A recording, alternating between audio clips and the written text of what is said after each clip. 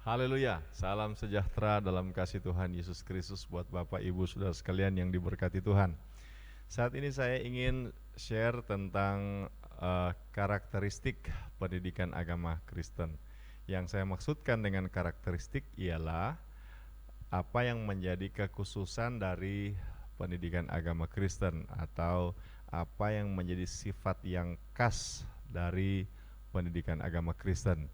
Dan ada beberapa karakteristik yang akan saya sampaikan untuk membedakan pendidikan agama Kristen dengan pendidikan pendidikan di luar pendidikan agama Kristen. Pertama, karakteristik yang pertama ialah pendidikan agama Kristen itu berpusatkan pada Kristus. Dalam kitab Roma pasal 8 ayat 28-29 dikatakan begini, kita tahu sekarang bahwa Allah turut bekerja dalam segala sesuatu untuk mendatangkan kebaikan bagi mereka yang mengasihi Dia, yaitu bagi mereka yang terpanggil sesuai dengan rencana Allah. Sebab semua orang yang dipilihnya dari semula, mereka juga ditentukannya dari semula untuk menjadi serupa dengan gambaran anaknya, supaya ia, anaknya itu, menjadi yang sulung di antara banyak saudara. Jadi karakteristik yang pertama dari pendidikan agama Kristen adalah berpusatkan pada Kristus. Maksudnya adalah setiap aktivitas pendidikan, baik pendidikan Kristen maupun pendidikan agama Kristen, memiliki tujuan yang jelas, yaitu mendidik peserta didik untuk dipulihkan gambar dan rupa diri menjadi sama seperti Kristus. Ada teolog berkata Tuhan menerima kita apa adanya, tetapi Tuhan tidak membiarkan kita seadanya. Dia ingin kita menjadi sama seperti Dia. Ketika manusia jatuh dalam dosa, maka gambar dan rupa manusia, rupa Allah dalam diri manusia rusak. Karena itu perlu dipulihkan. Cara Tuhan memulihkan adalah apa? Tuhan Yesus mati di kayu salib, berkorban bagi kita. Kita percaya, kita beriman, kita bertobat, ya.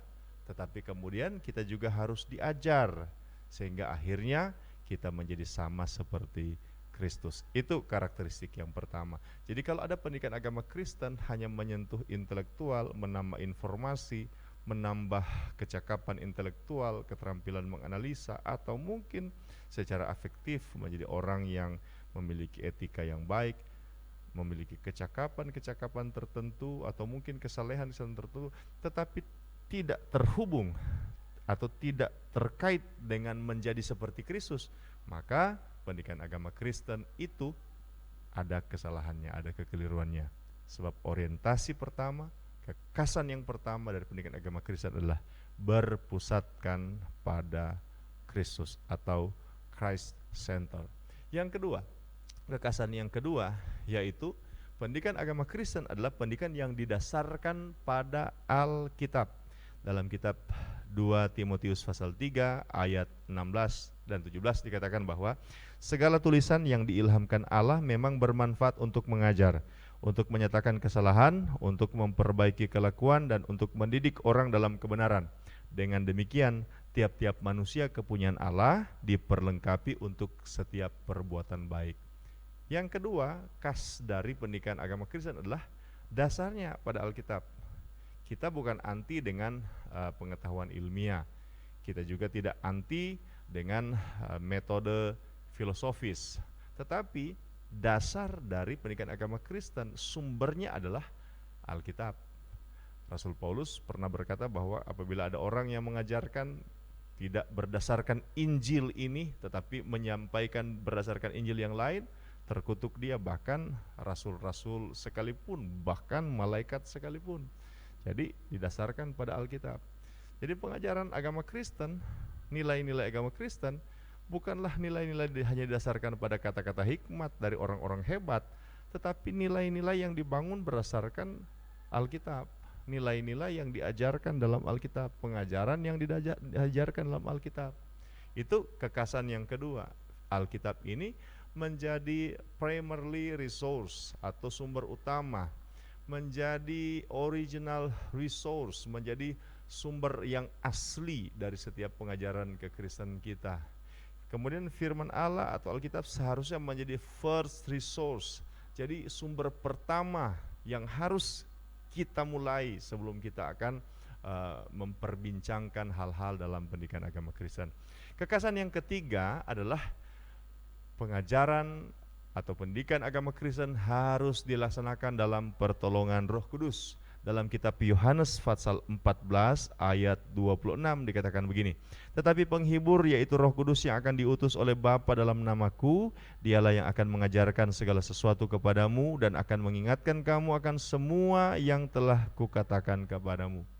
Kekasan yang ketiga adalah pendidikan agama Kristen dalam semua konteks, bukan hanya dalam konteks gereja, tapi juga dalam konteks keluarga, juga dalam konteks sekolah, harus melibatkan pertolongan Roh Kudus. Ada orang berkata bahwa kalau sekolah itu beda dengan Roh Kudus. Kalau di gereja ya Roh Kudus memang harus berperan penting, tapi kalau sekolah tidak usahlah pakai Roh Kudus, tidak usahlah pakai doa. Ini kan sekolah, ini kan akademis. Justru karena ini suasana akademis, peran Roh Kudus secara vital sangat diperlukan. Karena Roh Kudus itu adalah penolong, dia adalah pengajar, dia mengajarkan kita segala sesuatu.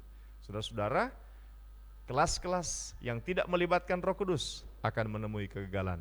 Keluarga-keluarga yang mendidik anak tanpa melibatkan Roh Kudus akan mengalami jalan buntu. Gereja yang tidak melibatkan peran Roh Kudus secara optimal dalam pelayanan pendidikan warga jemaat akan menemui jalan buntu. Kita tidak ada jalan lain. Kita tidak ada tidak ada opsi lain. Kita harus melibatkan Roh Kudus untuk berkarya dalam pendidikan agama Kristen di semua konteks, di semua level kehidupan. Karakteristik yang keempat adalah pendidikan agama Kristen ini ditujukan untuk membekali umat Tuhan dalam menggenapi amanat Tuhan. Kalau kita belajar Alkitab, maka kita akan menemukan bahwa ada amanat Tuhan yang disebut dengan istilah amanat budaya. Kejadian pasal 1 ayat 28 kita bisa melihat hal itu. Allah memberkati mereka, lalu Allah berfirman kepada mereka, beranak cuculah dan bertambah banyak, penuhilah bumi dan taklukkanlah itu, berkuasalah atas ikan-ikan di laut dan burung-burung di udara dan atas segala binatang yang merayap di bumi. Kemudian juga dalam Kejadian pasal 2 ayat 15 dikatakan, Tuhan Allah mengambil manusia itu dan menempatkannya dalam Taman Eden untuk mengusahakan dan memelihara taman itu. Itu bicara tentang amanat budaya. Jadi manusia ini diberikan kepercayaan oleh Tuhan untuk menaklukkan makhluk ciptaan yang lain, menaklukkan alam, kemudian mengelola alam, menjaga alam. Nah ini kan manusia laksanakan dalam bentuk misalnya pengembangan teknologi, kemudian dalam bentuk konservasi alam. Jadi ada amanat Tuhan di bidang budaya, di bidang pengelolaan alam. Nah manusia harus melaksanakan itu. Nah, bagaimana manusia bisa melaksanakan itu? Maka perlu ada pendidikan agama Kristen. Supaya apa? Supaya manusia mengelola alam sesuai dengan nilai-nilai Kristiani. Kemudian juga manusia mengelola alam dengan mempertimbangkan kebenaran firman, hukum-hukum Tuhan, standar-standar etika Kristen. Sekarang kan banyak orang mengelola alam tanpa mempertimbangkan standar Kristen, standar etika Kristen, nilai-nilai Kristen. Akibatnya apa? Akibatnya dia bukan pengelola alam, tetapi dia perusak alam. Sehingga ketika alam berbalik mendatangkan konsekuensi negatif, maka manusia marah tak karuan, marah dengan Tuhan, padahal ini salahnya dia. Tuhan sudah ajarkan sesuai dengan pendidikan agama Kristen, kelola alam sesuai firman, tetapi dia tidak mengelola alam dengan baik. Kemudian amanat Tuhan yang kedua ialah amanat agung. Matius pasal 28 ayat 19-20 katakan, karena itu pergilah, jadikanlah semua bangsa muridku, dan baptislah mereka dalam nama Bapa dan Anak dan Roh Kudus, dan ajarlah mereka melakukan segala sesuatu yang telah kuperintahkan kepadamu, dan ketahuilah aku menyertai kamu senantiasa sampai kepada akhir zaman. Orientasi kedua dari pendidikan agama Kristen adalah untuk menggenapi amanat agung. Anak-anak Tuhan dididik. Pendidikan agama Kristen harus terjadi di konteks keluarga, gereja maupun sekolah. Untuk apa? Untuk supaya manusia melaksanakan amanat agung. Apa itu amanat agung? Penginjilan. Apa itu amanat agung? Supaya manusia mengenal Yesus sebagai Tuhan dan Juru Selamat. Supaya manusia mengenal Yesus sebagai Tuhan yang berdaulat atas alam. Supaya manusia itu hidup dalam prinsip-prinsip dan nilai kerajaan Allah. Nah, Ini harus menjadi jiwa dan orientasi dari pendidikan agama Kristen, membekali peserta didik untuk dapat menggenapi amanat Tuhan, baik amanat budaya maupun amanat agung. Berikut saudara-saudara, karakteristik yang ketiga ialah dilaksanakan dalam konteks komunitas Kristen. Di dalam Titus pasal 2 ayat 1 dikatakan begini, tetapi engkau beritakanlah apa yang sesuai dengan ajaran yang sehat. Laki-laki yang tua hendaklah hidup sederhana, terhormat, bijaksana, sehat dalam iman, dalam kasih, dan dalam ketekunan. Demikian juga perempuan-perempuan yang tua, hendaklah mereka hidup sebagai orang-orang yang beribadah, jangan memfitnah, jangan menjadi hamba anggur, tapi cakap mengajarkan hal-hal yang baik. Dan dengan demikian mendidik perempuan-perempuan muda mengasihi suami dan anak-anaknya, hidup bijaksana dan suci, rajin mengatur rumah tangganya, baik hati dan taat kepada suaminya, agar firman Allah jangan dihujat orang. Saudara-saudara, kalau sudah perhatikan, ini tersirat bahwa pendidikan dilaksanakan dalam sebuah komunitas Kristiani. Maksudnya apa? Maksudnya begini, pendidikan itu harus dilaksanakan oleh seorang Kristen yang takut Tuhan, memiliki iman, hidup dalam pertobatan kepada orang-orang di sekitarnya. Nah, dia hidup dalam sebuah ketersalingan untuk saling mendidik. Apakah itu di komunitas gereja, pendeta mendidik jemaat, pelayan mendidik jemaat yang lain, kemudian jemaat yang lain memberikan umpan balik sehingga terjadi suasana saling mendidik, saling mengajar. Begitu dalam konteks rumah tangga, suami ke istri, istri ke anak, anak ke orang tua. Itu ada proses ketersalingan untuk saling mendidik, saling memberikan masukan, saling memberikan pengajaran, saling memberi input.